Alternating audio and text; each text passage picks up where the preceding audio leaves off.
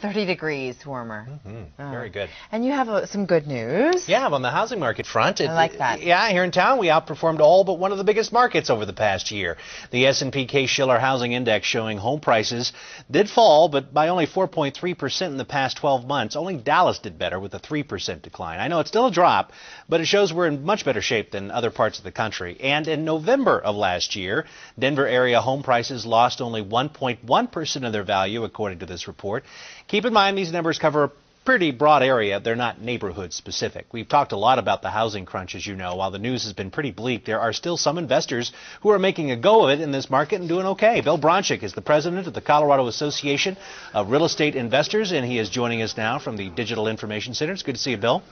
Thank you for having me. Before we get into investing on homes right now, let's get your reaction to the S&P Case-Shiller report. What do you think? Well, it's a silver lining in an otherwise dull market, but it's not indicative of the entire market of Colorado. The lower end of the market is doing quite well, whereas the higher end is pretty weak still. And you think that is a trend that will continue for a while? I think that is a trend that will continue for the rest of 2009. Let's get into home buying and investing. There are a lot of deals for people who have money to invest. Talk about that.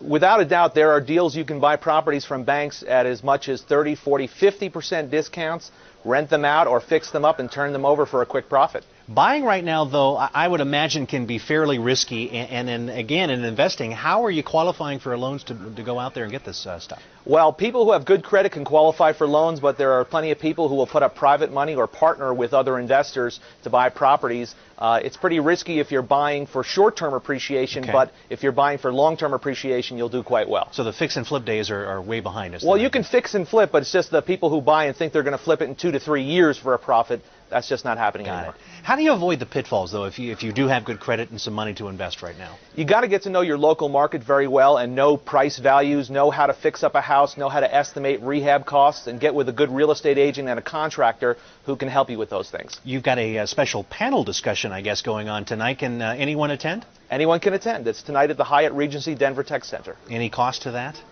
It's $20 admission for guests, and it's free for our members. So what do you see in the near future here for Colorado's housing market? I think the lower end of the market will continue to remain flat, maybe come up a little bit this year, but I think the high end has not seen its bottom yet.